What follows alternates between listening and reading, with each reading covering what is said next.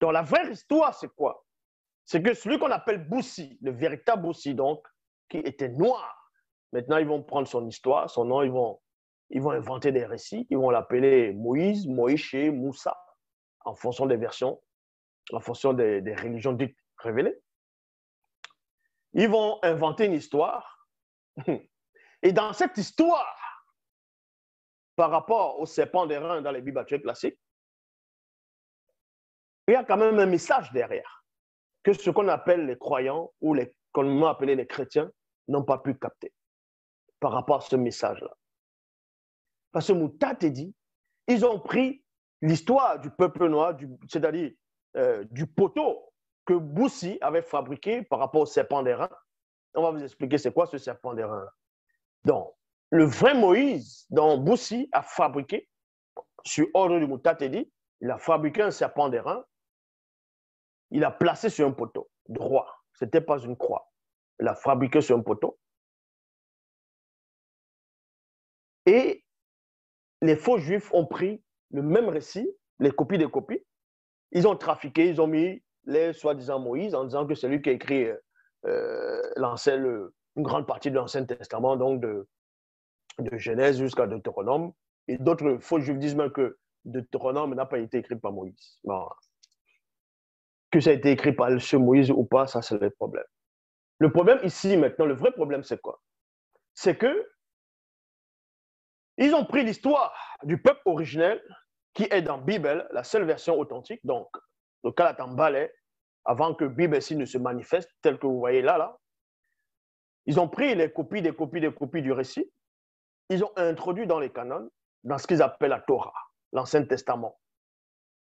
Mais ils ont omis, ils ont oublié, ou bien ils ont été empêchés d'extirper un petit passage là-dedans. Moutate a permis que ce petit passage puisse rester.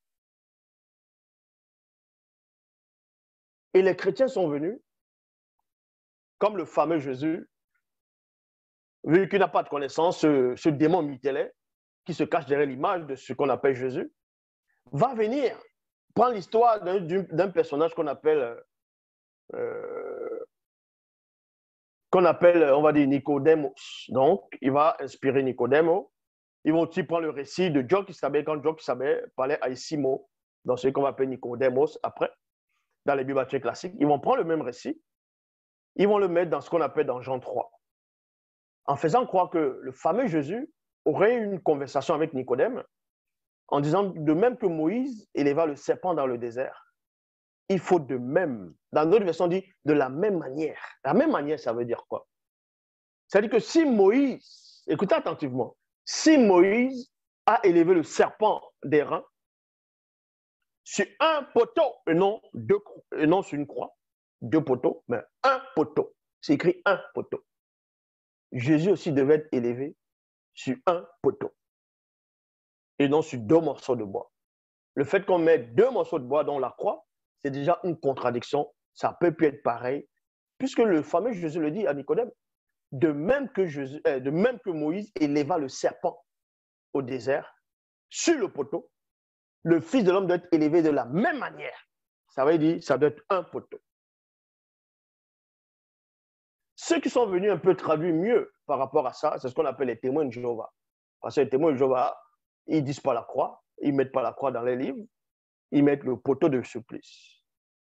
Et vous allez comprendre la supercherie des deux versets, des deux passages entre Moïse de la Bible et le Jésus du Nouveau Testament. Le problème, c'est quoi? Ce que les chrétiens n'ont pas pu capter dedans, c'est quoi? Ce que les pseudo enseignants n'ont pas capté, les adorateurs de ce fameux Jésus, dont ce démon, n'ont pas pu saisir là-dedans,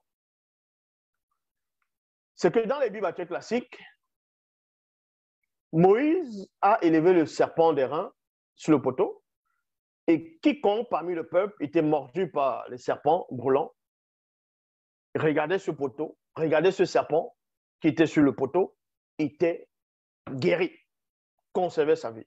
Donc eux, les chrétiens maintenant, bon, les pseudo enseignants vont dire que non, c'était l'ombre des choses à venir, que ce serpent-là symbolisait Jésus. Que Jésus étant sur la croix, tous ceux qui vont croire en lui vont être sauvés. Vous voyez? Maintenant, ils commencent à adorer ce Jésus.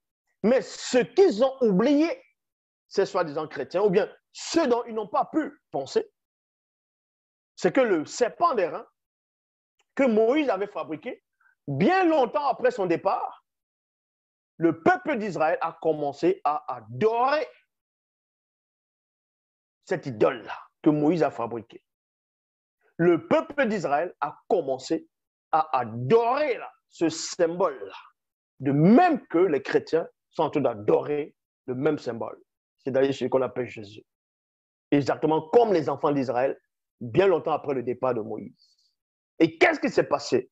Le roi Ézéchias, qu'est-ce qu'il a fait? Qui marchait selon les Bibles classiques avec Yahvé, Jéhovah Elohim l'Éternel, a fait quoi? Sous l'inspiration, il a détruit ce serpent d'airain que Moïse avait fabriqué pour montrer aux enfants d'Israël qu'il ne faut pas adorer cela.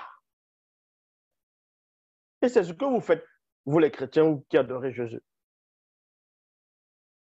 Le roi Ézéchias a détruit cela en disant qu'il ne faut pas adorer cette abomination. Ça doit être un symbole d'adoration.